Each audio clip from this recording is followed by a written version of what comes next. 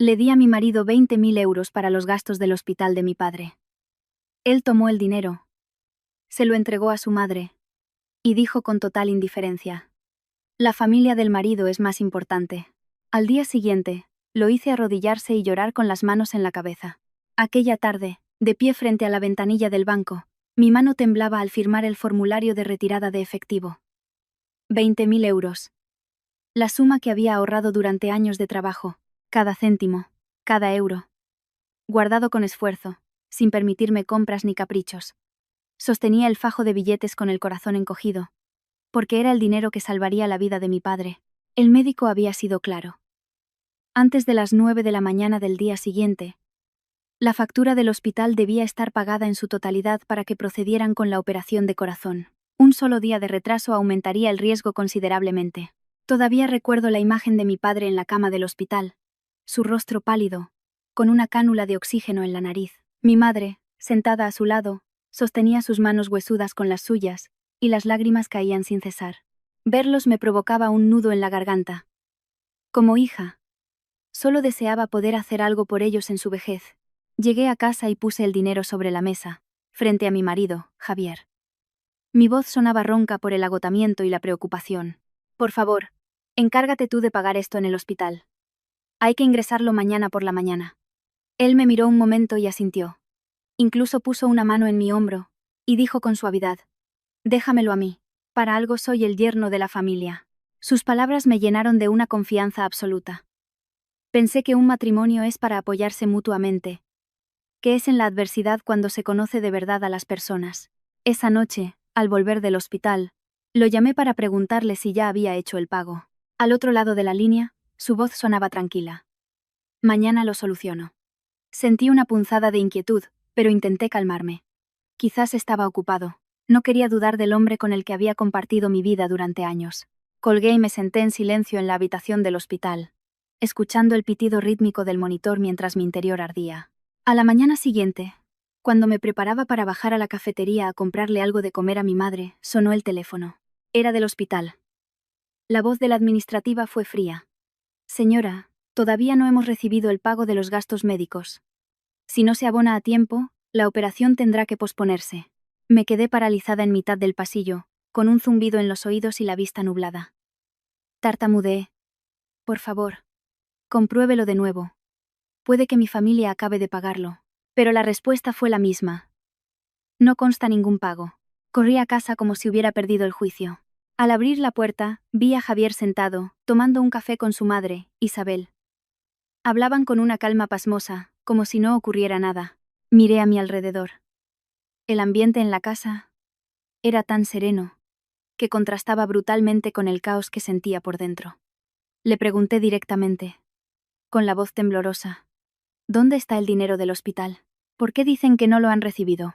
Javier dejó la taza sobre la mesa y me miró con indiferencia. Se lo di a mamá. El negocio familiar necesitaba liquidez urgentemente. Creí haber oído mal. Repetí: ¿se lo diste a tu madre? Era el dinero para la operación de corazón de mi padre.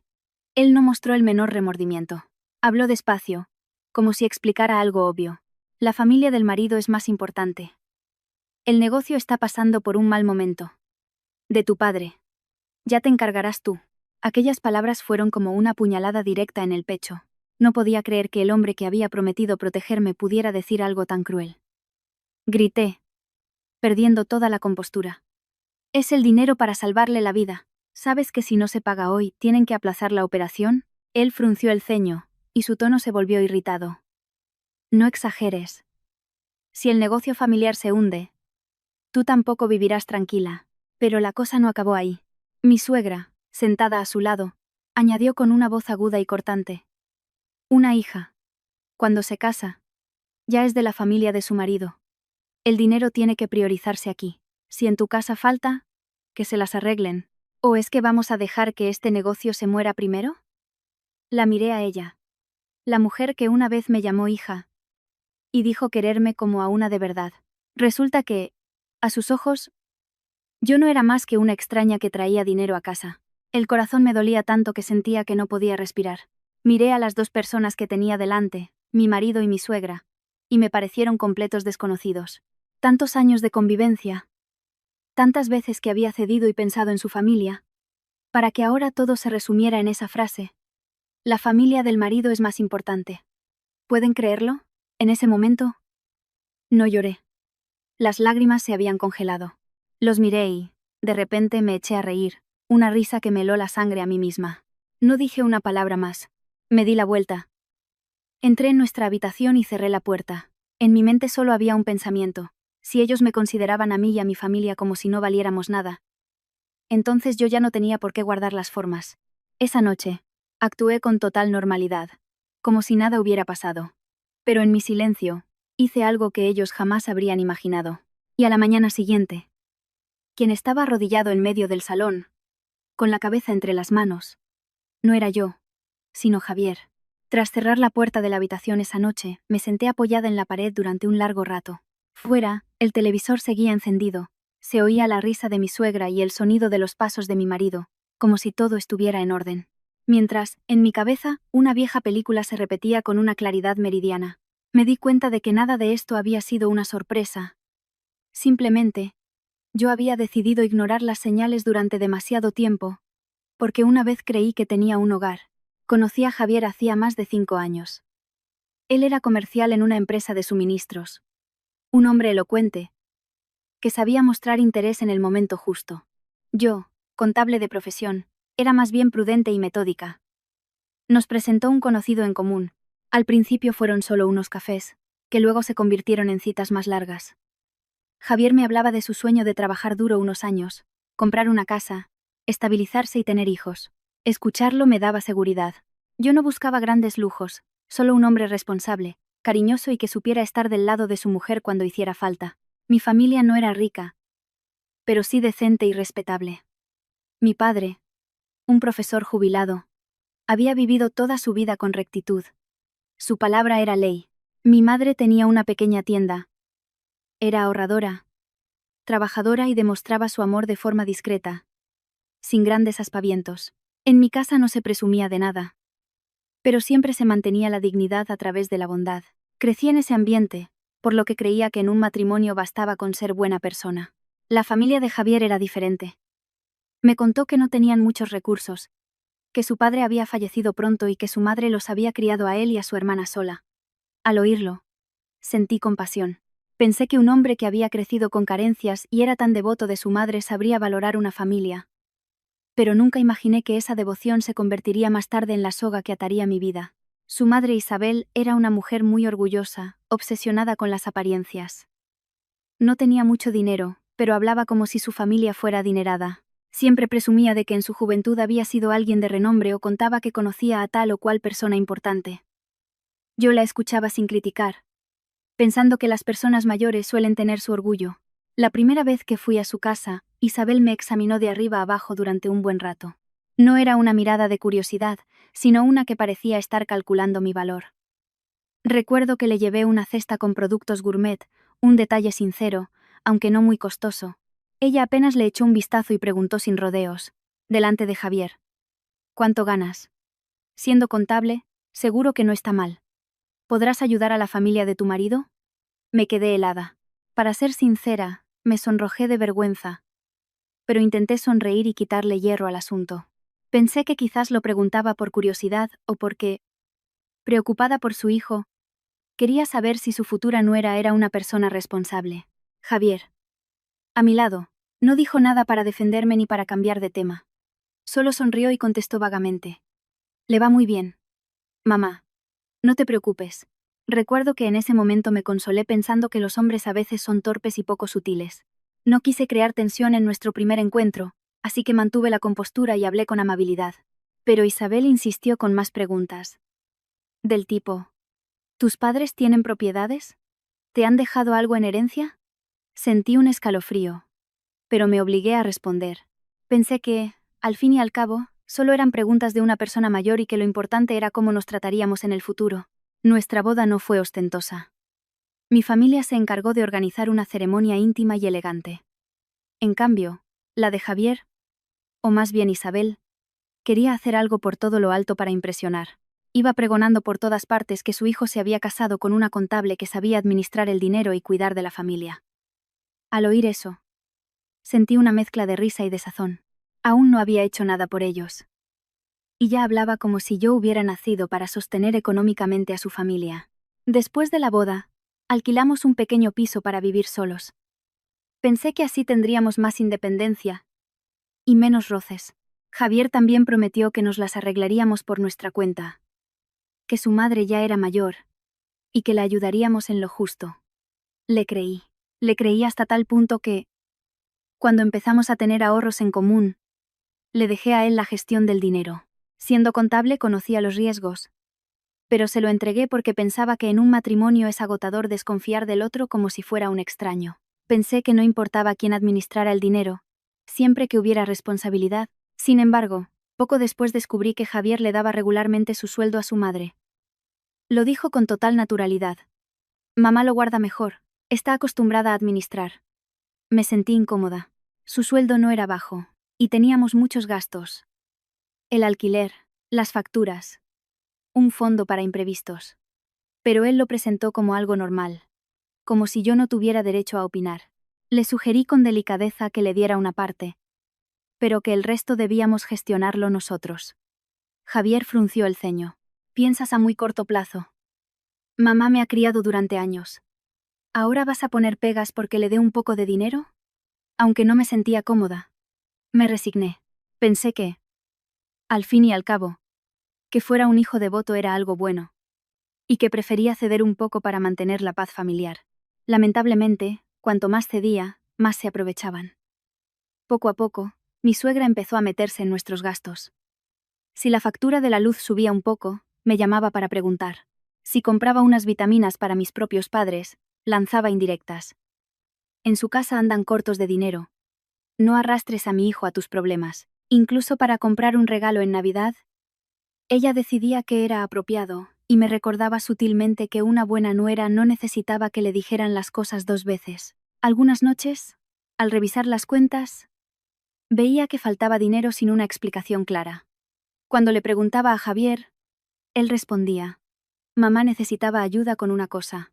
Yo suspiraba y tragaba saliva. Solía pensar que los roces eran solo diferencias generacionales, que todo se arreglaría cuando tuviéramos hijos, cuando las cosas estuvieran más establecidas y cada uno conociera sus límites. No me di cuenta de que mi propia pasividad se convirtió en la excusa para que consideraran mi dinero como un derecho adquirido. Y así llegamos a hoy, con mi padre conectado al oxígeno y ellos diciendo con total frialdad que la familia del marido es más importante. Como si la vida de una persona no valiera nada comparada con su orgullo y sus intereses. Tras esos episodios en los que el dinero siempre acababa en manos de la familia de mi marido, empecé a sentir una pequeña herida en mi interior.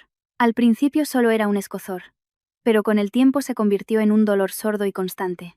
Lo que ocurría no era lo suficientemente grave como para provocar una explosión, pero era como un goteo incesante sobre una roca. No hacía ruido, no era violento, pero erosionaba con paciencia. Y yo, por querer mantener la paz, me tapé los oídos ante las señales más evidentes. Cada vez que iba a visitar a mis padres, mi suegra mostraba su desaprobación. No lo decía directamente, sino con indirectas, que a veces duelen más. Un día, justo cuando cogía el bolso para salir, Isabel, sentada en el salón sorbiendo su café, soltó una frase como si hablara del tiempo. En su casa deben de andar muy mal de dinero. Por eso la niña corre tanto para allá. Me detuve en seco, con la cara ardiendo. Mis padres jamás habían pedido un solo euro a la familia de mi marido. De hecho, en la boda se esforzaron para que yo tuviera todo lo necesario, y no se dijera que me casaba para depender de otros. Sin embargo, a ojos de mi suegra, cada visita a mi casa era por necesidad económica. Traté de contenerme y respondí en voz baja: solo voy a ver a mis padres. Ella ni me miró, solo resopló: ve a verlos, pero recuerda que una mujer casada debe saber cuáles son sus prioridades. La palabra prioridades sonó como una orden.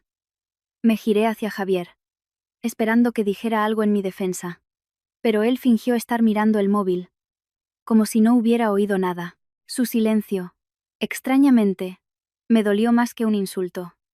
Antes pensaba que los hombres evitan discutir con sus madres, pero con el tiempo comprendí que él no discutía porque estaba de acuerdo. En otra ocasión, mi padre tuvo que ser ingresado por una arritmia.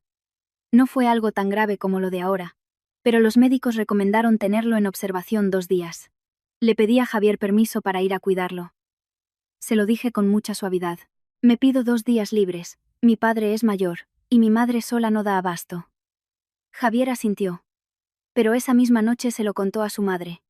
Y ella me llamó inmediatamente para hablar. Se sentó erguida, mirándome como si me estuviera juzgando. Una mujer casada debe saber cuáles son sus prioridades.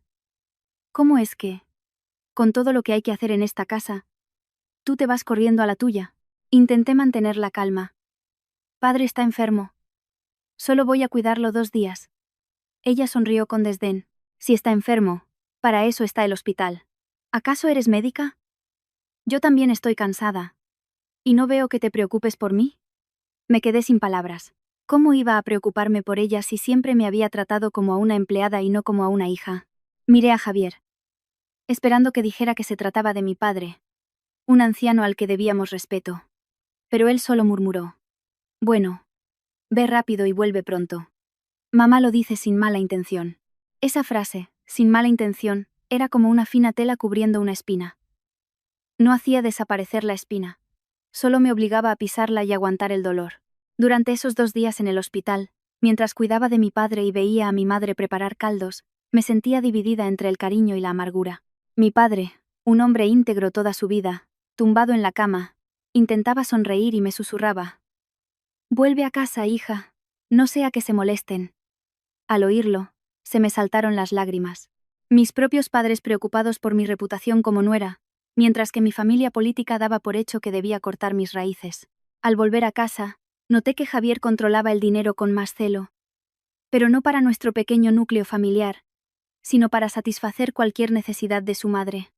Lo descubrí una noche por casualidad. Abrí el armario para coger la libreta de ahorros y comprobar el saldo. Vi que se había retirado una cantidad importante. Le pregunté a Javier. ¿Cuándo sacaste dinero de la cuenta de ahorros? Él se sobresaltó un instante, y luego frunció el ceño. Saqué un poco. Mamá lo necesitaba urgentemente. Mi corazón empezó a latir con fuerza. ¿Para qué lo necesitaba? ¿Por qué no me lo dijiste? Javier dejó el móvil sobre la mesa, con un tono cada vez más irritado. Es mi madre. ¿Por qué tienes que controlarlo todo? Me quedé helada. Su respuesta me hizo sentir como una extraña que se entrometía en los asuntos de su familia. Intenté explicarme. No es por controlar, pero es dinero de los dos. Debemos saber en qué se gasta para planificar el futuro. Él alzó la voz. ¿Qué futuro?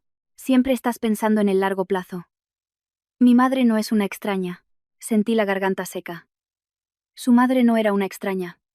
Pero, ¿y mis padres? No dije nada más por miedo a que la discusión se hiciera más grande. Siempre pensé que mantener la armonía era lo más importante. Pero me di cuenta de que en esa armonía solo uno de los dos ponía de su parte, mientras el otro estaba acostumbrado a salirse con la suya. Mi suegra consideraba cada vez más que el dinero que yo ganaba era una obligación natural hacia ellos. Solía decir frases que, a primera vista, parecían normales, pero que en realidad eran exigencias. Este mes tengo que pagar una derrama. Necesito dinero para arreglar esto. Quiero comprar aquello para no ser menos que las vecinas. Y cada vez, Javier se giraba hacia mí. Ayuda a mamá. Hazlo como una buena obra. Una vez, necesité dinero para las medicinas y las revisiones periódicas de mi madre. No era mucho. Solo unos cientos de euros. Le dije a Javier. Por favor, transfiéreselo tú. Este mes voy justa porque he pagado varias cosas. Antes de que él pudiera responder, mi suegra, que lo había oído, chasqueó la lengua. ¿Otra vez necesitan dinero en tu casa? A este paso, vas a regalarles toda nuestra fortuna. Me quedé de piedra. Unos cientos de euros para mi madre eran regalar toda nuestra fortuna, mientras que las cantidades que Javier le daba a su madre eran un tema sobre el que yo no tenía permitido preguntar. Esa noche, tumbada en la cama mirando al techo, me pregunté si no estaría siendo demasiado sensible, si no estaría pensando mal de ellos, pero cuanto más lo pensaba, más clara veía una fría realidad. Cada vez que yo cedía, ellos lo consideraban un derecho. Cada vez que yo necesitaba algo, lo veían como una molestia. Me había autoconvencido de que un hombre atrapado entre su madre y su esposa lo pasa mal. Sin embargo, en el fondo, empecé a entender. Javier no estaba atrapado. se había posicionado claramente en un bando. Y yo solo era la persona a la que se le exigía que fuera comprensiva. Nunca imaginé que esas pequeñas señales me llevarían a un día tan terrible. El día en que mi padre estaba conectado al oxígeno, y mi marido podía, con total naturalidad, coger el dinero de su operación, dárselo a su madre, y soltar una frase tan cortante como una cuchilla: la familia del marido es más importante. Tras esas pequeñas disputas que a menudo se tachan de simples manías de suegra, me di cuenta de que el conflicto ya no se limitaba a unas cuantas indirectas. Se había extendido hasta crear una atmósfera pesada, como si en casa siempre hubiera una trampa esperando a que yo diera un paso en falso. Y lo que más me asustaba no era mi suegra, sino la frialdad de Javier, el hombre que una vez me tomó la mano y juró protegerme. En aquella época, el negocio de Javier empezó a ir mal. Solía llegar a casa más tarde, con el rostro tenso y el móvil siempre pegado a él. Un día, mientras cenábamos, de repente tiró los cubiertos con rabia, y dijo secamente: «Cena tú». Le pregunté qué pasaba, y solo respondió de forma evasiva: «Son cosas de la empresa. No lo entenderías». Esa frase levantó un muro entre nosotros. No soy una persona curiosa, pero soy su esposa. Tenía derecho a saber en qué situación se encontraba nuestra familia. Sin embargo, él prefirió tratarme como a una extraña. Una noche, mi suegra me llamó al salón. Ya estaba sentada, con un vaso de agua delante, en un tono solemne, como si fuera una reunión familiar. Javier estaba a su lado, sin mirarme. Ella fue directa. «El negocio de Javier está pasando por dificultades, y en esta casa tenemos que arrimar el hombro. Tú eres su esposa. Tienes que ayudar». Antes de que pudiera preguntar cómo, ella continuó: «Tienes que aportar una cantidad, como ayuda para superar este bache. Cuando las cosas mejoren ya veremos». Tras decirlo, me miró fijamente, como si un solo segundo de duda me convirtiera en una desagradecida. Me volví hacia Javier. Él seguía en silencio, pero luego susurró, lo suficientemente alto para que lo oyera: «Ayúdame esta vez». Le pregunté cuánto necesitaba. Isabel respondió por él: 40.000 euros. Sentí un mareo. Para otros, 40.000 euros podrían no ser mucho, pero para mí era el dinero que habíamos ahorrado desde la boda. El fondo que guardaba por si nuestros padres enfermaban.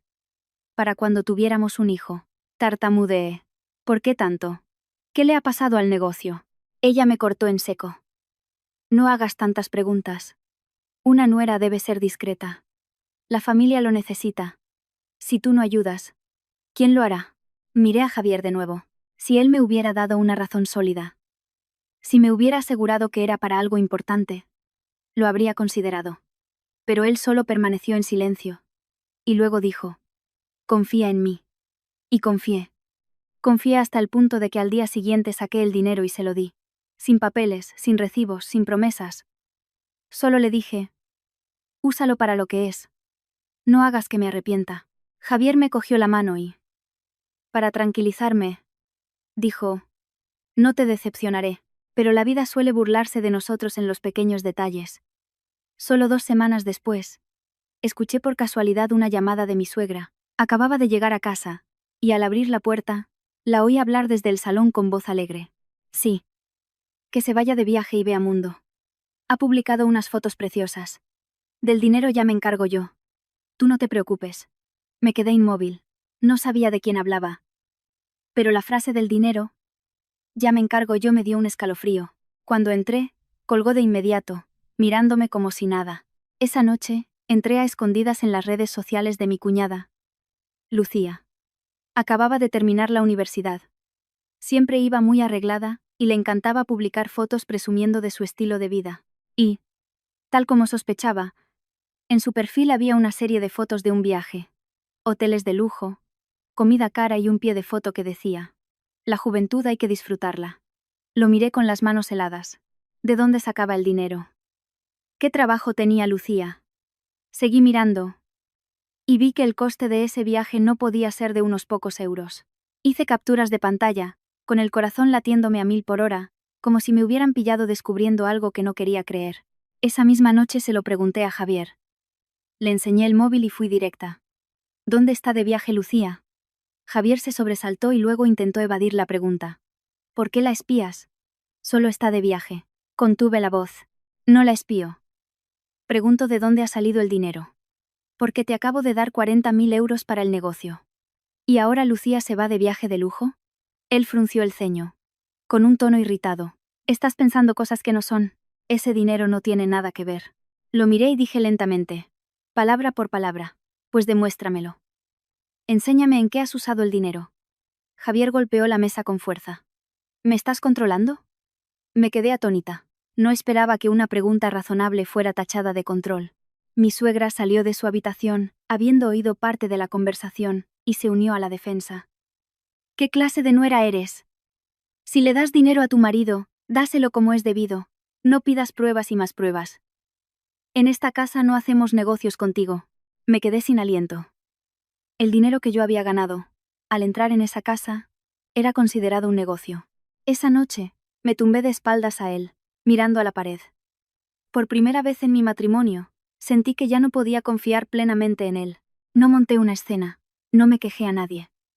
Simplemente, abrí en silencio mi libreta y repasé las cantidades que había entregado, las que había perdido el control.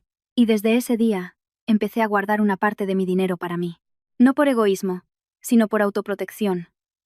Sabía que si lo decía, me acusarían de ocultar dinero, pero también sabía que si no me protegía a mí misma, nadie lo haría por mí. Javier no tardó en notar el cambio. Empezó a fiscalizarme. ¿Qué te pasa últimamente? ¿Por qué te has vuelto tan calculadora? Lo miré directamente y le hice la pregunta que llevaba tiempo guardando. Si mis padres se enfermaran gravemente, ¿tú me ayudarías? Javier sonrió con desdén, una sonrisa sin afecto. Depende de la situación. Solo 4 palabras, y sentí un escalofrío. Un marido, al oír que sus suegros podrían enfermar, respondía como si estuviera negociando una compraventa. Depende de la situación. No dije más. Entendí que en su cabeza había una jerarquía de prioridades. Y mi familia siempre estaría en el último lugar. Desde ese momento, empecé a prepararme en silencio para el peor de los escenarios. Sin ruido, sin dramas, como alguien que camina en la noche pero lleva una linterna en la mano. Nunca imaginé que esa preparación me salvaría más tarde de una caída mucho más dolorosa. Tengo que ser sincera con ustedes. La sensación de que te nieguen el dinero para la operación de tu padre no se parece a ninguna otra preocupación. No es como deber dinero y poder pedir un préstamo para devolverlo después. Es saber que un solo instante de retraso puede significar que la persona en esa cama de hospital no te espere. Aquella mañana, nada más entrar en la habitación del hospital, antes incluso de quitarme el abrigo, el médico me llamó a un lado y me dijo claramente: ¿La familia ha preparado el dinero de la intervención? Antes de las 9 deben completarse todos los trámites. De lo contrario, nos veremos obligados a posponer la cirugía.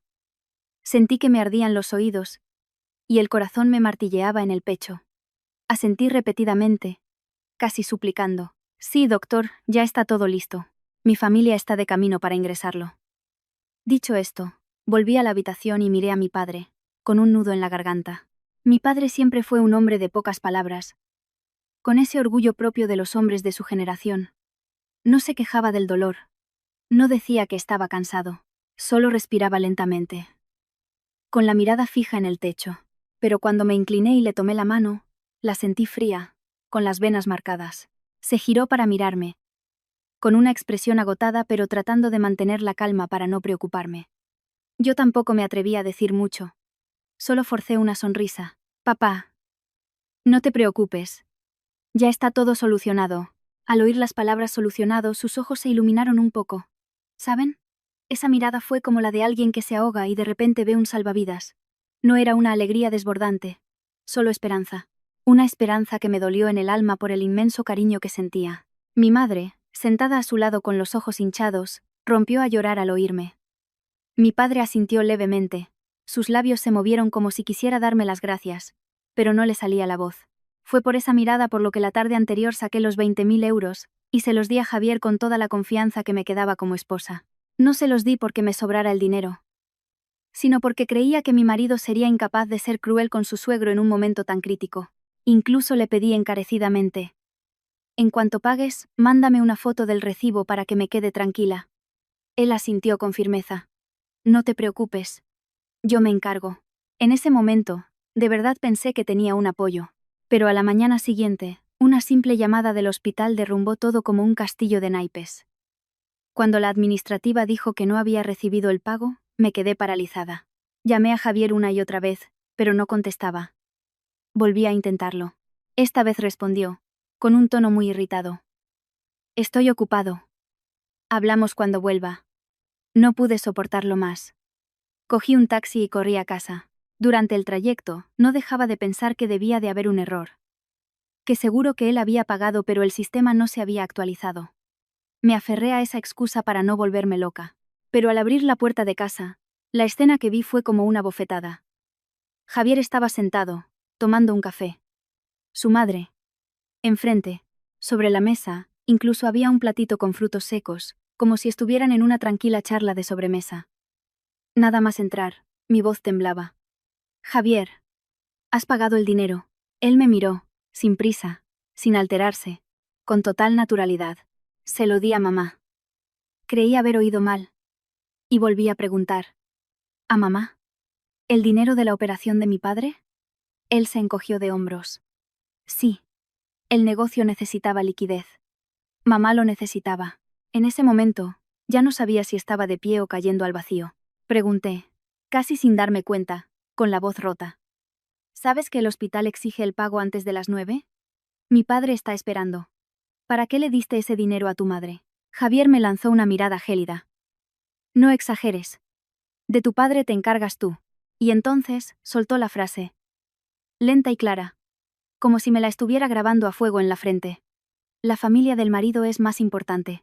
Ya no reconocía al hombre que tenía delante. No se parecía en nada al Javier que, al principio de nuestra relación, me cogía la mano y me hacía promesas. Lo miré y le hice una pregunta que sentía que debía hacer. Para saber si el corazón de una persona puede ser de piedra. Si fuera tu padre el que estuviera en esa cama, y yo me quedara el dinero para dárselo a mi madre, ¿te parecería bien? Javier respondió al instante, con el ceño fruncido. Esa comparación es absurda. Solo 4 palabras, como si yo fuera una necia diciendo una estupidez.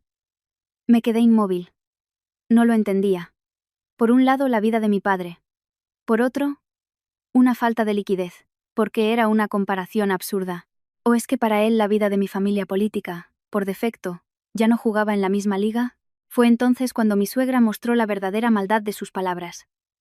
Dejó la taza sobre la mesa con un golpe seco y sonrió con desdén. Vivo o muerto, tu padre es un extraño para esta familia.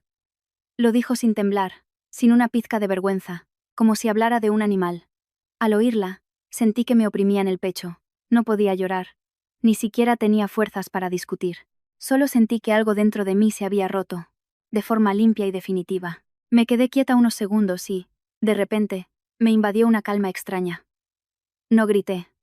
No rompí nada. No supliqué. Me di la vuelta y fui directa a mi habitación.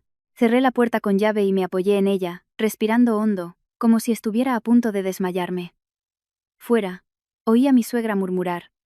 Ahí la tienes. Una esposa que no sabe cuál es su lugar, y a Javier decir en voz alta. Sal y habla como una persona normal. Pero no salí. Sabía que si lo hacía, o bien me pondría a gritar como una loca, o me derrumbaría como una perdedora. Y no quería ninguna de las dos cosas. Me senté al borde de la cama. Saqué el móvil. Mis manos ya no temblaban. Marqué un número que tenía guardado desde hacía tiempo, pero que nunca pensé que tendría que usar.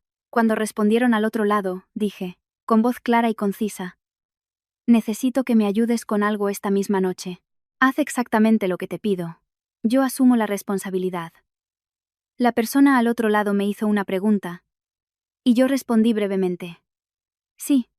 Cuanto antes, mejor. Colgué, miré al techo y solo un pensamiento ocupaba mi mente.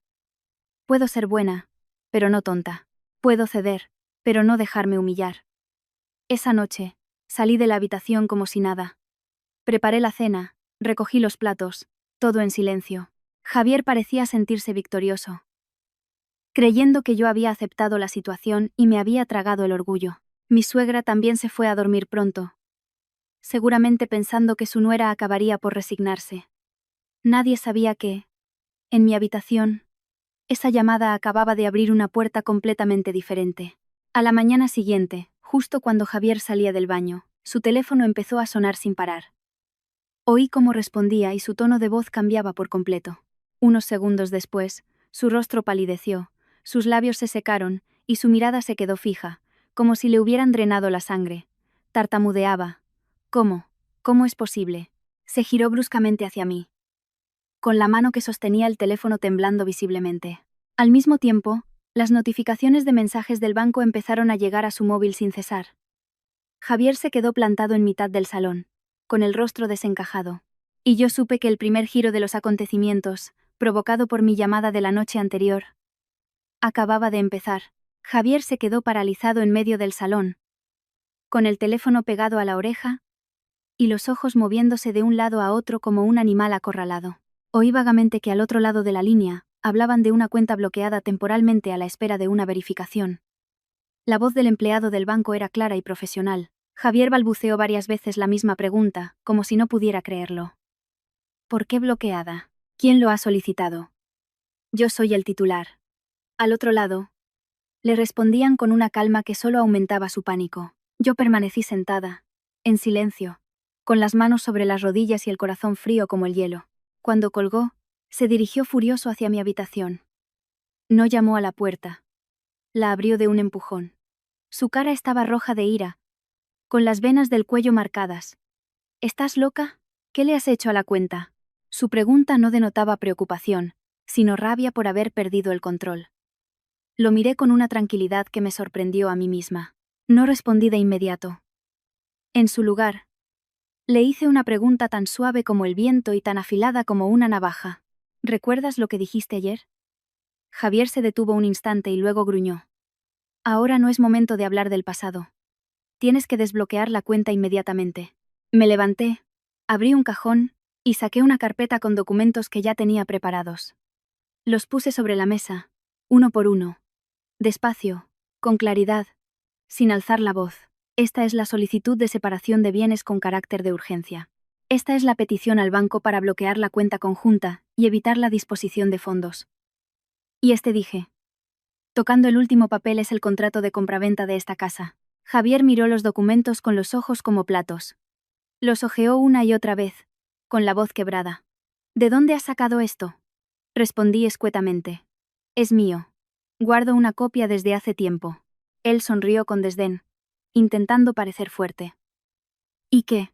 ¿Papeles? Esta es la casa de mi familia. ¿Crees que con esto vas a ganar? No entré en discusiones. Simplemente, abrí otro sobre. Saqué una copia de la escritura de propiedad de la casa y la coloqué sobre la mesa. Lee con atención. La casa está a mi nombre. Porque yo pagué la mayor parte cuando la compramos. Javier se quedó rígido. Su arrogancia se desvaneció como si le hubieran echado un jarro de agua fría. Tartamudeó. ¿Desde cuándo lo tenías planeado? Lo miré directamente a los ojos. Desde que empezaste a tratar mi dinero como si fuera de tu familia. No lo planeé. Simplemente dejé de ser tonta.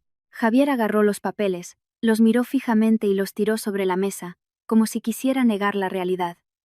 ¿Y el dinero que le di ayer a mamá? Eso era dinero en común. Tenía derecho a usarlo. Me eché a reír, pero sin una pizca de alegría. Dije, muy despacio para que escuchara cada palabra. Esos 20.000 euros no eran dinero en común. Eran mis ahorros personales, de mi cuenta individual. Los saqué de mis ahorros. Te los di porque confiaba en ti como mi marido. Javier abrió la boca pero no pudo decir nada. Continué, con el mismo tono uniforme. Cogiste el dinero para salvar la vida de mi padre y se lo diste a tu madre. Y luego dijiste que la familia del marido es más importante. Pues bien, a partir de ahora no volverás a tocar un solo céntimo mío. De repente, Javier cambió de táctica.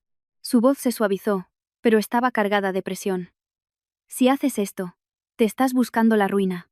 Si mi madre se entera, no te dejará en paz. Respondí. ¿Acaso alguna vez me ha dejado en paz?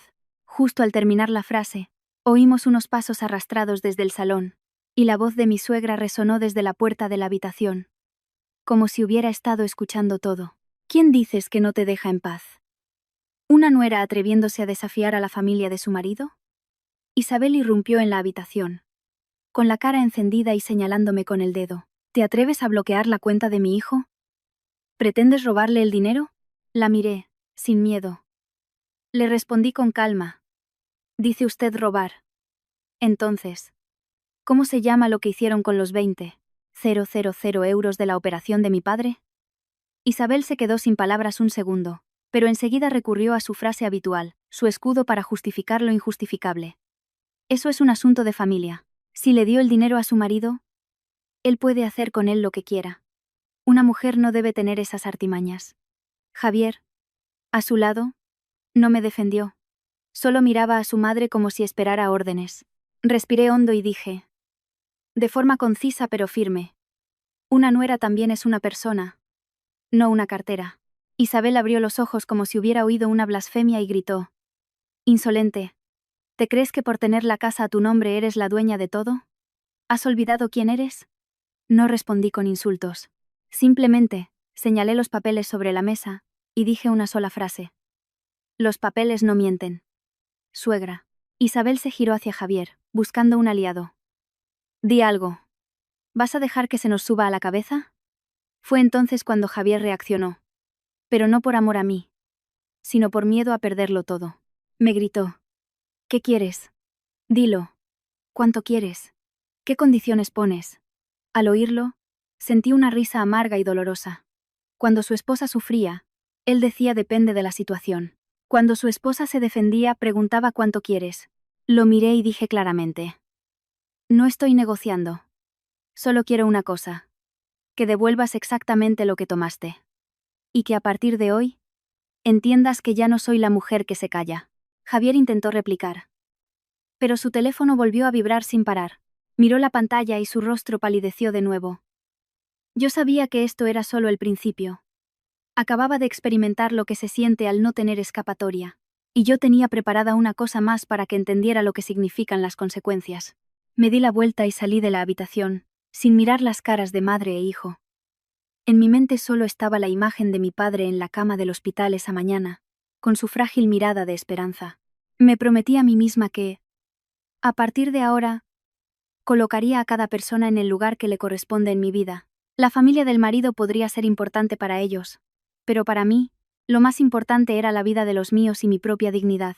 Acababa de salir de la habitación, sin tiempo siquiera para cambiarme y volver al hospital, cuando el timbre de la puerta sonó con insistencia, como si la persona al otro lado no pudiera esperar ni un segundo. Javier seguía paralizado en el salón por los mensajes del banco, y mi suegra, con cara de pocos amigos, me gritó al verme salir. ¿A dónde crees que vas? Quédate aquí y arregla esto. Antes de que pudiera responder, los golpes en la puerta se hicieron más fuertes, acompañados de una voz de hombre grave. Abran la puerta.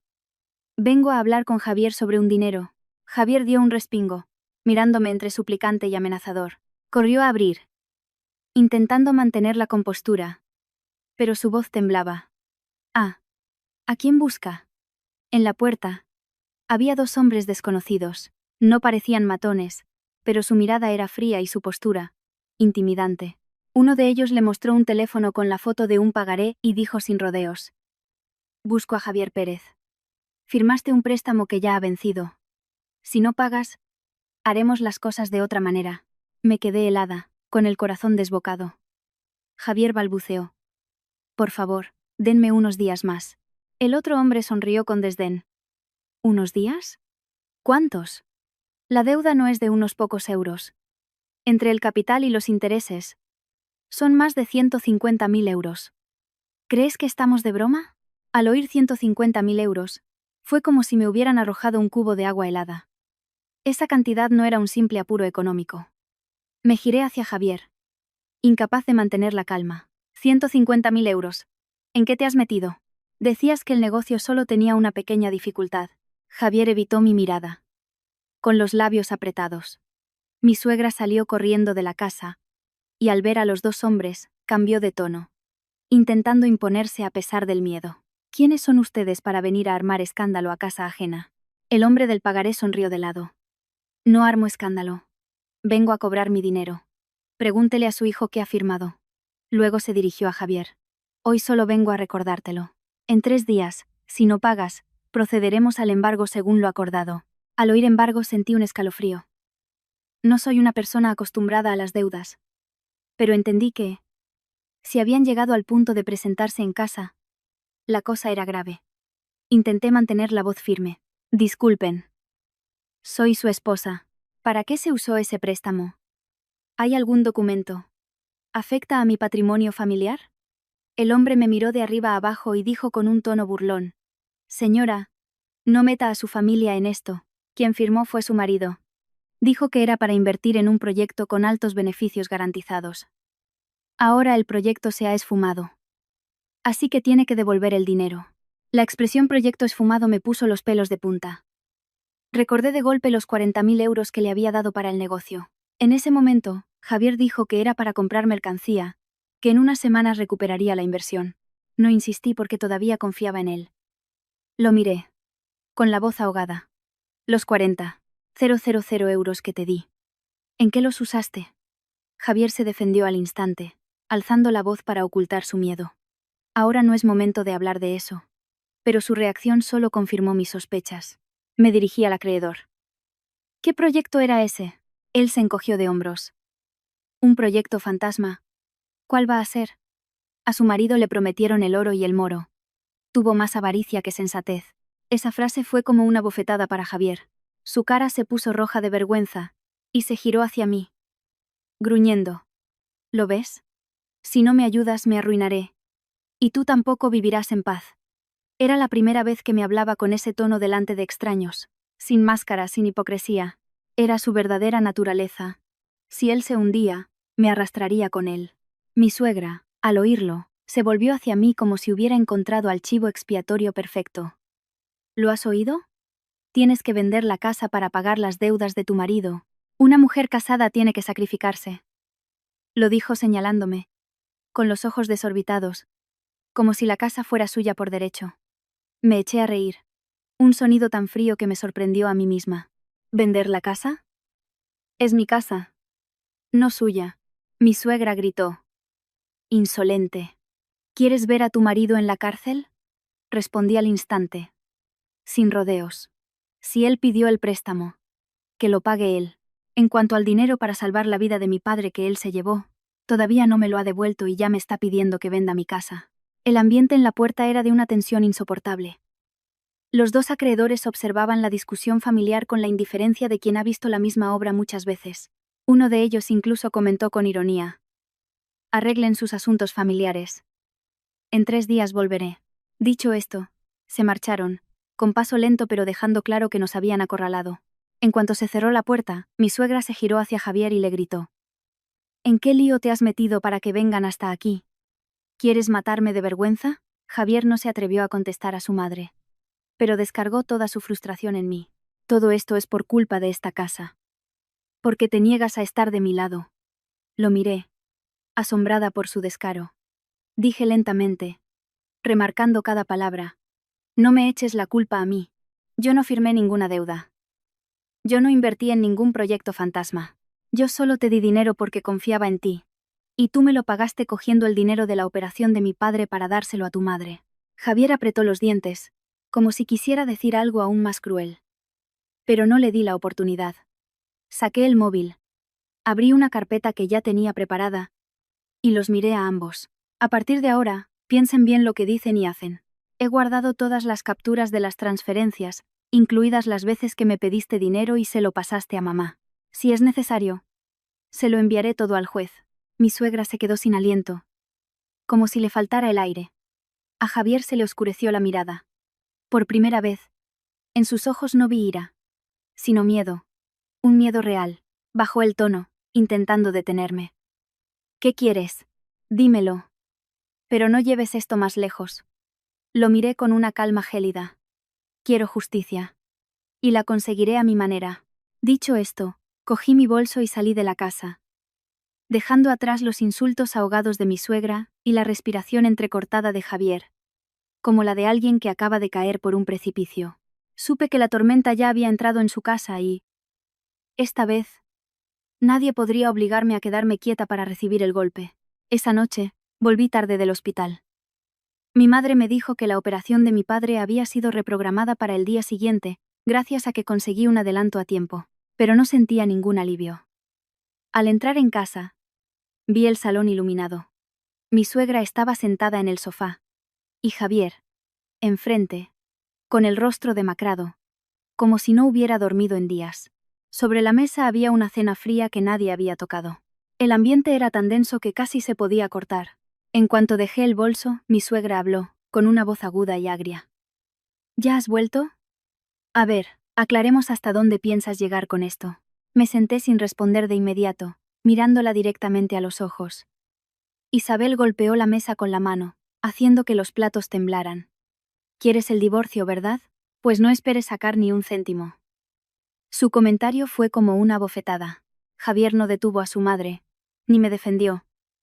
Solo me miraba fijamente, como si quisiera ver cuánto más podía aguantar.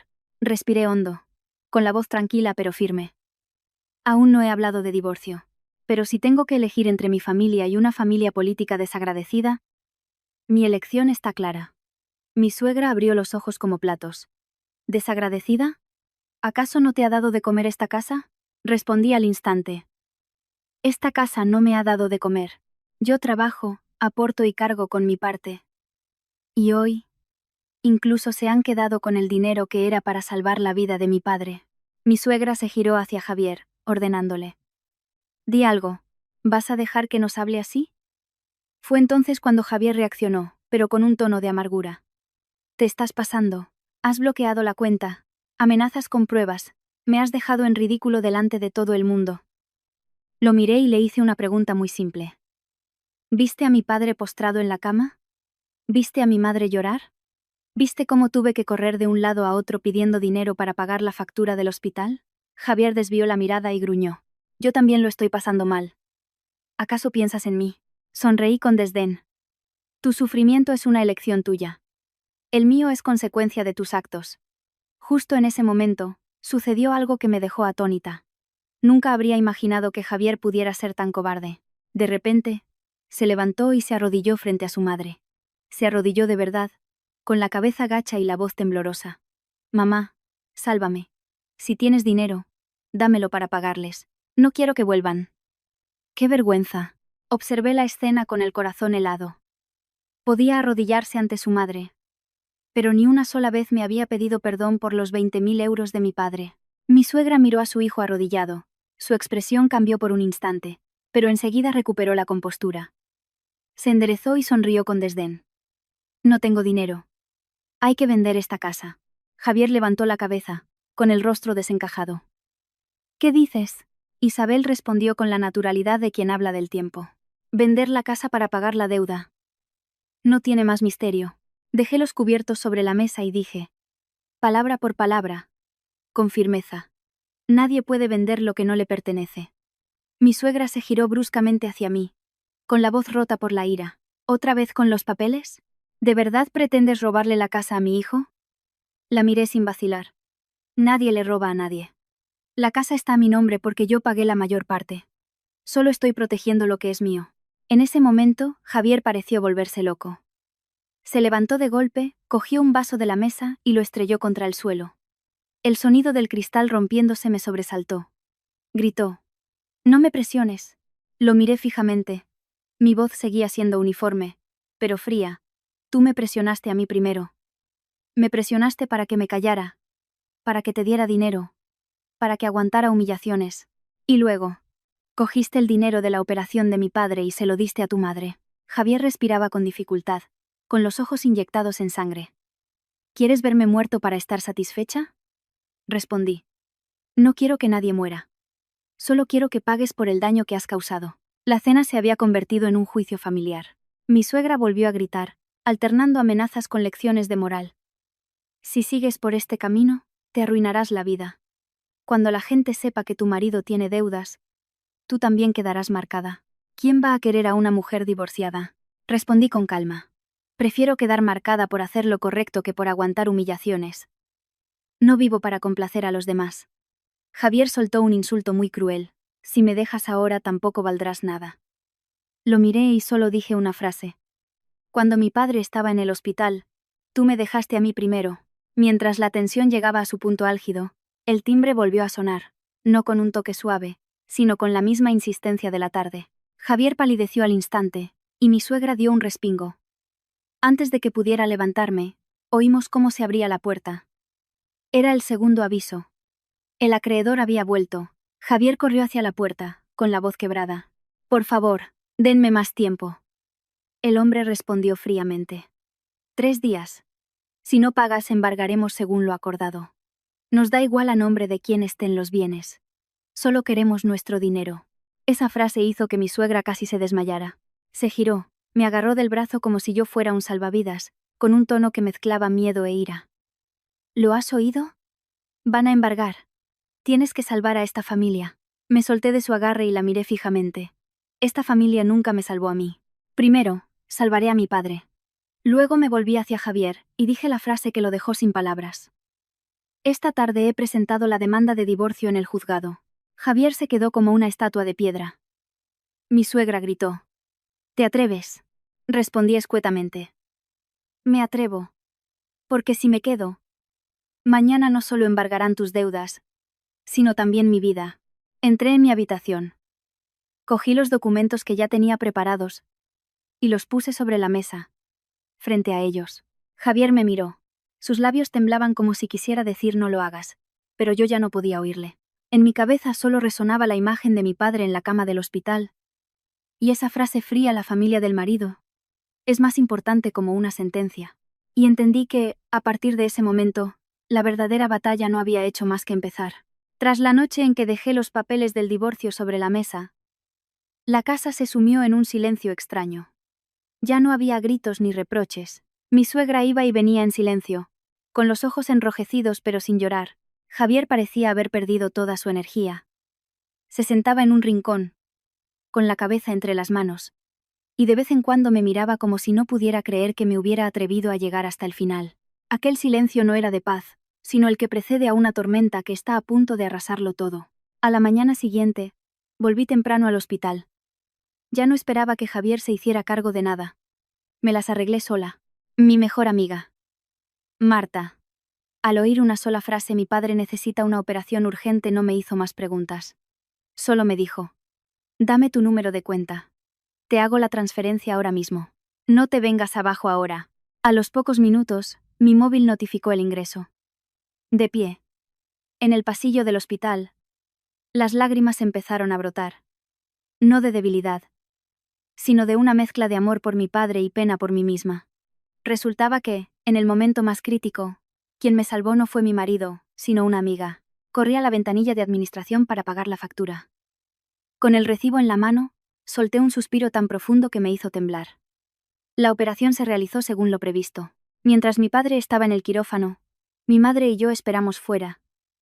Ella rezando en voz baja, y yo con la mirada fija en la puerta.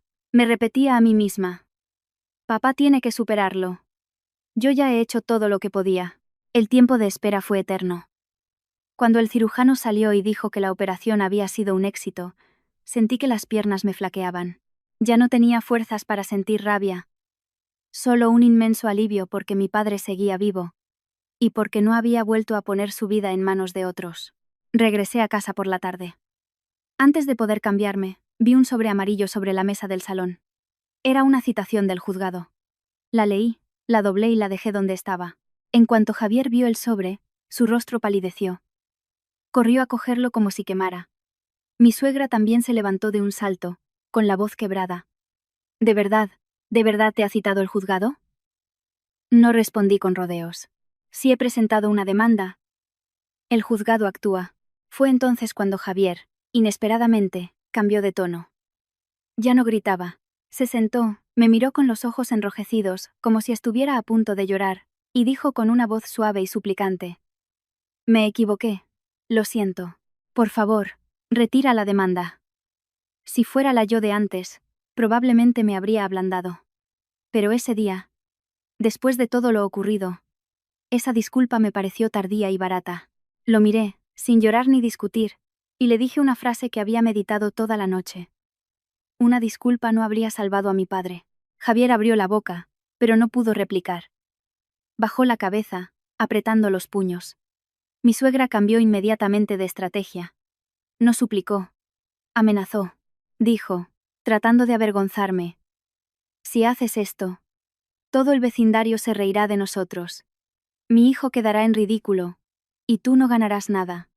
La miré con calma. Quien hace algo mal, tiene que asumir las consecuencias. A mí, lo único que me importa es que mi padre esté vivo. Al oír eso, volvió a cambiar de tono, con un deje de amargura. Bueno, tu padre ya está bien, ¿no? ¿A qué viene tanto jaleo de juzgados? Sonreí con desdén. Mi padre está vivo gracias a un préstamo que tuve que pedir. No gracias a esta familia. Y mis 20.000 euros siguen en manos de usted. Desde que llegó la citación, mi suegra empezó a atacar lo que ella consideraba el punto más débil de una mujer: el honor. Empezó a difundir rumores entre los vecinos, contando que yo tenía un amante, que había bloqueado la cuenta para irme con otro, que el dinero que pedí para mi padre era en realidad para él. Los rumores se extendieron tan rápido que, al día siguiente, al salir a la calle, noté cómo la gente me miraba y susurraba. No me molesté en dar explicaciones. Entendí que discutir con la gente solo me agotaría. En su lugar, me centré en preparar lo que necesitaba. Imprimí el extracto de la transferencia de Marta, el contrato de préstamo firmado ante notario, el recibo del hospital, todo organizado en un dossier. También recopilé los mensajes en los que Javier me pedía dinero, las transacciones que él hacía a su madre, y los mensajes donde admitía que se lo había dado a ella para que lo guardara. Lo guardé todo, como la contable que soy. De forma clara, limpia, y sin dejar lugar a interpretaciones. Pero ellos no se quedaron de brazos cruzados. Una noche, vi a Javier hablando por teléfono a escondidas en el balcón. Susurraba: «Mamá, ponlo a tu nombre. Te transfiero el resto del capital. Rápido, antes de que lo bloquee». Estaba de pie en la oscuridad, escuchando cada palabra, con el corazón helado. Resulta que no solo querían quedarse con el dinero, querían ocultarlo. Cuando Javier colgó y se giró, se sobresaltó al verme. Su rostro palideció. Sonreí fríamente. «Qué bien planeado lo tienes todo». Él intentó disimular. «Has oído mal. No te escuché».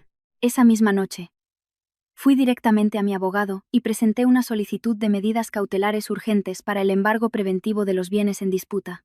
Actué con rapidez, temiendo que un solo momento de retraso me hiciera perderlo todo. Cuando tuve el justificante de la solicitud en la mano, por fin pude respirar. Le envié un solo mensaje a Javier. «¿Creías que eras el único que sabía hacer cálculos?». Me llamó al instante, con la voz alterada. «¿Qué? ¿Qué has hecho?». Respondí escuetamente. «He hecho lo que tenía que hacer». Pocos días después, llegó la notificación de admisión a trámite del caso. Sostuve el papel en la mano, sin sentir triunfalismo, solo la certeza de una realidad. La batalla legal había comenzado, y ya no se trataba de quién gritaba más alto en casa, sino de quién tenía la razón ante la ley y la verdad. El primer día que pisé el juzgado para el acto de conciliación, no me sentí tan nerviosa como esperaba. Quizás era porque ya había pasado por lo peor. La traición. El robo del dinero para salvar a mi padre. La humillación pública. Comparado con eso, la sala de mediación era solo una habitación bien iluminada, con sillas de plástico y un ambiente serio pero justo. Llegué temprano, vestida de forma discreta, con mi dossier de pruebas perfectamente organizado. No había venido a llorar, sino a exponer la verdad. Javier llegó después, con una camisa blanca y el pelo peinado, intentando dar una imagen de respetabilidad. Isabel iba más arreglada de lo normal, pero su mirada seguía siendo afilada y resentida. En cuanto se sentó, me examinó de arriba abajo como diciendo: «¿De verdad crees que vas a ganar?». Cuando el mediador comenzó, Javier adoptó un tono suave y lastimero. Dijo que lo sentía, que estaba arrepentido, que la presión de las deudas lo había llevado a cometer un error. Incluso se giró hacia mí, con la voz quebrada, como si fuera a llorar. «Me equivoqué. Te pido que me des una oportunidad. Volvamos a ser como antes. Yo cambiaré». Cualquiera que lo hubiera oído habría pensado que yo era la insensible. Pero al mirarlo, en mi mente solo resonaba una frase: «La familia del marido es más importante». El hombre que dijo eso mientras mi padre se ahogaba ahora pedía una oportunidad. Sonaba a burla. Mi suegra, en cambio, no suplicó. Se limitó a intervenir de vez en cuando, jugando el papel de adulta responsable mientras negaba cualquier culpa. «Son cosas de familia. No hay por qué exagerar. Todos los matrimonios discuten». Escucharla me provocó una risa amarga. ¿Una simple discusión es coger el dinero de la operación de tu suegro para dárselo a tu madre? Cuando llegó mi turno, No me extendí. Abrí mi dossier, lo puse sobre la mesa y dije con voz clara. Presenté el extracto bancario de la retirada de los 20.000 euros de mi cuenta personal. Con la fecha del día anterior a la operación. Mostré los mensajes de Javier confirmando que había recibido el dinero y su evasiva de mañana lo solucionó. Luego, presenté el extracto de la transferencia que él hizo a la cuenta de su madre esa misma noche. Hablé despacio. Sin rencor. No estoy especulando. Este es el rastro del dinero. Javier bajó la cabeza. Mi suegra palideció, pero intentó mantenerse firme. Es dinero del matrimonio. Él puede usarlo como quiera. La miré directamente y respondí. Era mi dinero personal. Lo saqué de mi propia cuenta. Se lo di confiando en él.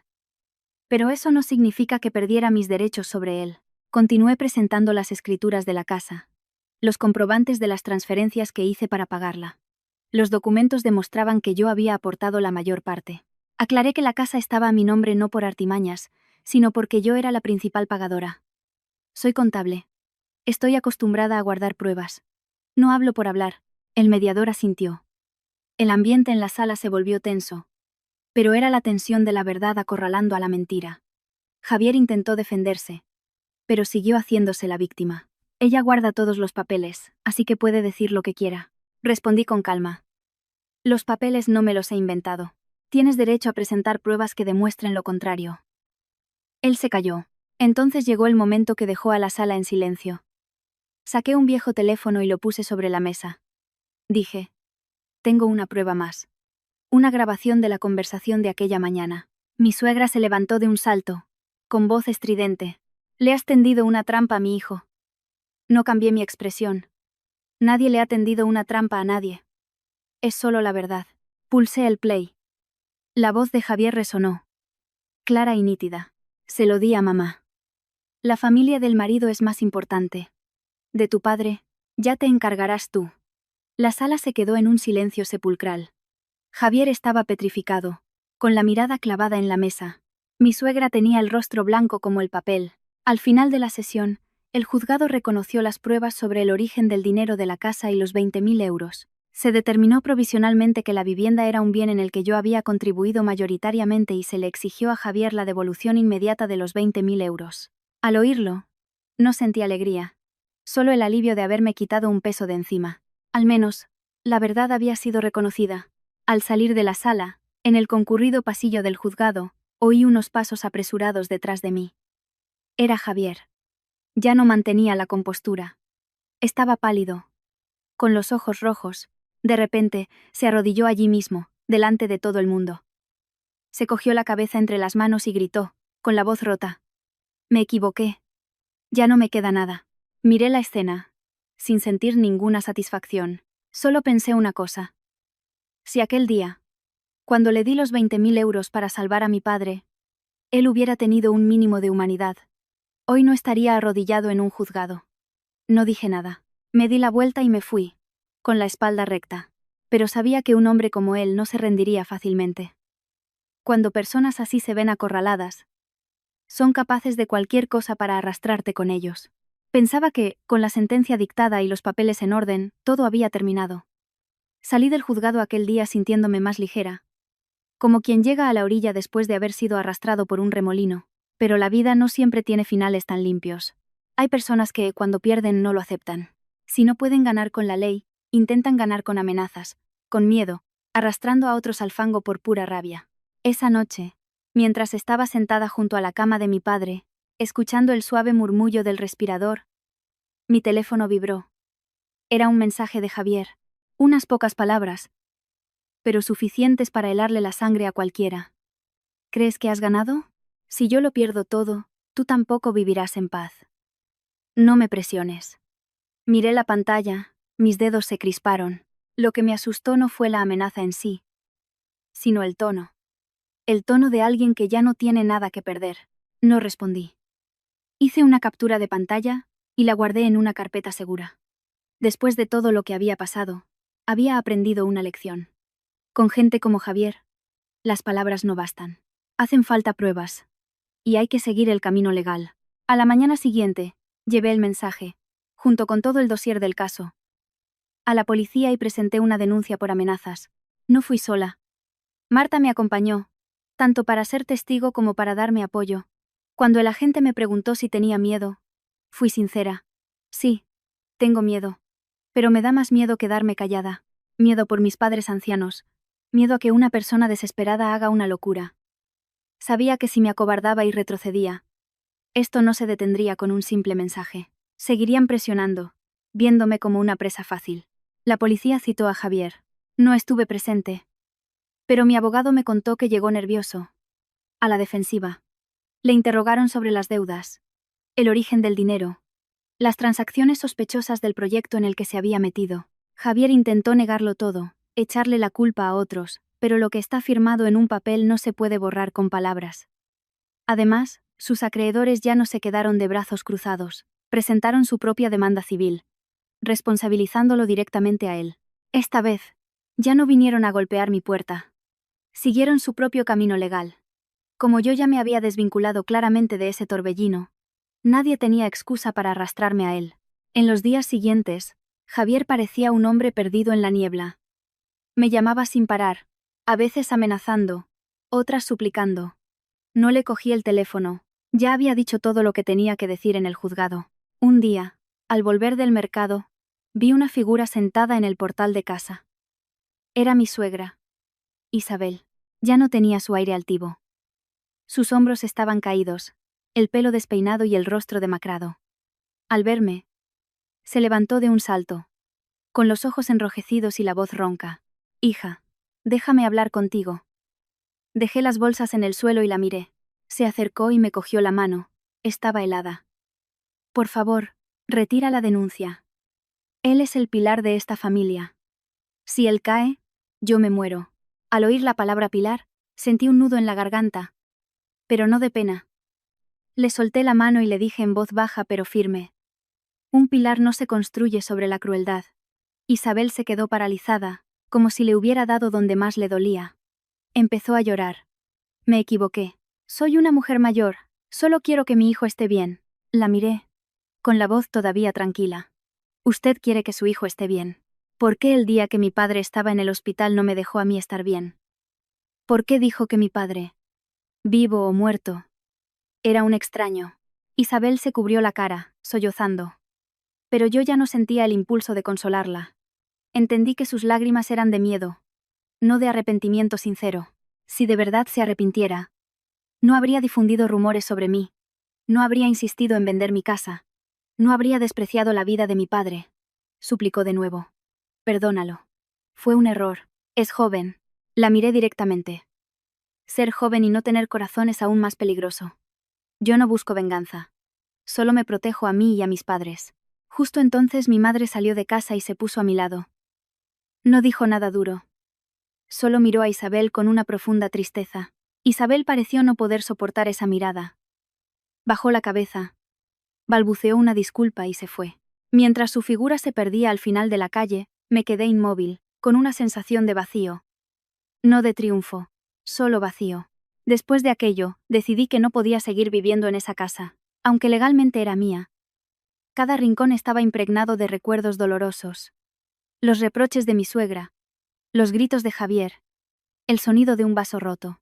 No quería que mis padres, a su edad, tuvieran que seguir escuchando esas historias. No quería abrir la puerta y recordar la frase «la familia del marido es más importante». Puse la casa en venta. La vendí rápido, sin buscar el mejor precio, porque necesitaba un final limpio. Cuando tuve el dinero en la mano, no me sentí más rica, sino libre. Compré un piso más pequeño cerca de mis padres para poder cuidarlos. Quería que, al despertar, mi primer pensamiento fuera si ellos estaban bien, y no qué nuevo problema me crearía mi suegra ese día. Mientras hacía la mudanza, me enteré de que Javier había tenido que vender su coche y todo lo de valor para empezar a pagar a sus acreedores. La gente decía que pedía dinero a todo el mundo, pero que todos lo evitaban, no por mí, sino por miedo a verse salpicados. Una vez que pierdes la reputación, tus promesas de pago se las lleva el viento. Un día, volví al juzgado para recoger unos papeles. Vi a Javier sentado en un banco fuera. Tenía el pelo revuelto, la ropa arrugada y la mirada perdida, como alguien sin rumbo.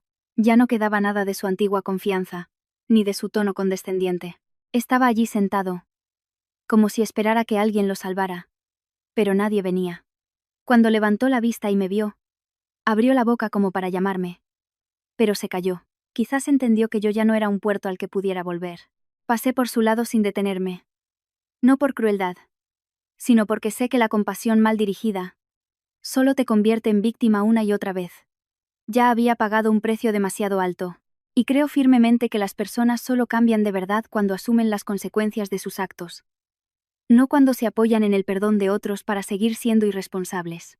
Esa noche, en mi nueva casa, me senté junto a mi padre. Él me miró con sus ojos, sabios y cansados, y me preguntó en voz baja: ¿Estás agotada, hija? Negué con la cabeza, le tomé la mano y susurré: Estoy cansada, pero me siento ligera, mucho más ligera que antes. Mi padre se recuperó, lenta pero firmemente. Los primeros días después de la operación, apenas podía hablar sin quedarse sin aliento. Pero cada vez que le llevaba un caldo, me miraba y asentía levemente, como queriendo decir que estaba bien. Mi madre, siempre silenciosa y trabajadora, no paraba de cocinar, como si su esfuerzo pudiera ahuyentar toda la mala suerte. La casa nueva era más pequeña, pero se sentía inmensa. Inmensa porque ya no había gritos ni la tensión de tener que medir cada paso. Por las noches, me tumbaba y escuchaba el suave zumbido del ventilador, la tos ocasional de mi padre, y sentía una paz muy sencilla. Una paz que antes daba por sentada y que solo valoré cuando la perdí. Un día, mi padre ya estaba más fuerte. Me senté a su lado a pelarle una naranja. Me miró durante un largo rato. Con esa mirada de un padre que siente a la vez amor, pena y un poco de culpa.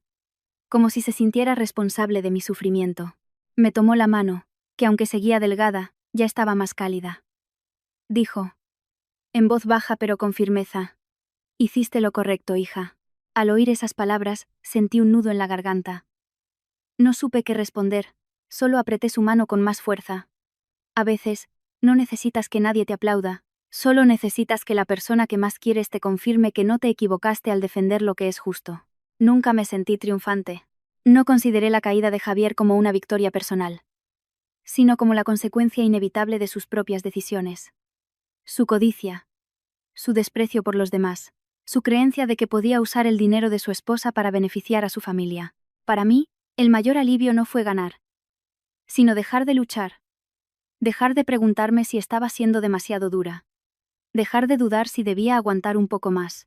Me di cuenta de que lo más doloroso de mi matrimonio no fue perder a mi marido. Fue haberme equivocado de persona. Confiar ciegamente, creyendo que el silencio traería respeto, que el sacrificio traería paz, que un hombre devoto de su madre sabría amar a su esposa. Resulta que mis creencias no estaban equivocadas, simplemente, las deposité en el lugar incorrecto. En los días siguientes, empecé a reconstruir mi vida. Abrí una nueva cuenta de ahorros, solo a mi nombre. Anotaba mis gastos, no por tacañería, sino por la sensación de volver a tener el control. Establecí un fondo para mis padres, otro para mi futuro, y uno pequeño para darme algún capricho. Por primera vez en años, me compré unos zapatos nuevos sin sentirme culpable, sin oír una voz en mi cabeza criticándome. Un día, al pasar por una floristería, compré una pequeña maceta. Mi madre se sorprendió. ¿Para qué gastas dinero en eso? Le sonreí. Quiero que la casa tenga algo de vida. Ella no dijo nada, pero vi que se le humedecían los ojos. Quizás ella también entendió que su hija, por fin podía respirar. Javier siguió apareciendo esporádicamente en mi vida a través de mensajes.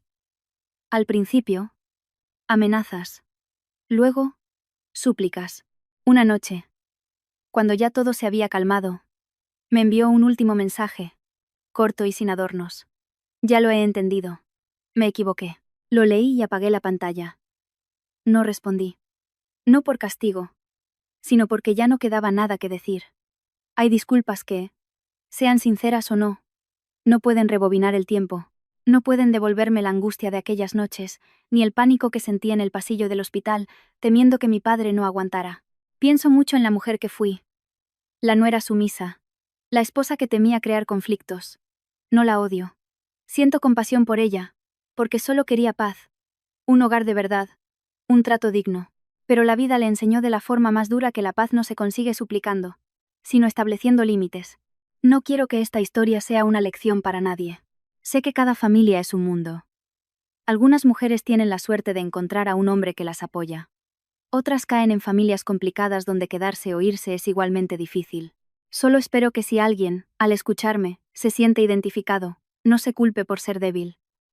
La fortaleza no reside en gritar más alto, sino en atreverse a mirar la verdad a la cara, en defender lo correcto y en elegir la propia paz. Sigo creyendo que una mujer puede ser compasiva. Es una cualidad hermosa, pero también he aprendido algo que llevo grabado en el corazón. Una mujer puede ser compasiva, pero nunca debe ser débil. Ser débil es dejar que otros definan tu valor y usen tu bondad para pisotearte. En cambio, la compasión, cuando va acompañada de límites, sigue siendo bondad, pero una bondad inteligente. Ahora, cada mañana me levanto, le preparo un té a mi madre y voy a ver a mi padre dormir. Escucho a los pájaros, el sonido de la cocina, y siento que la vida no necesita ser ruidosa para ser feliz. No he vencido a nadie. Simplemente, he dejado de perderme a mí misma. Y quizás, después de todo, ese es el final que necesitaba.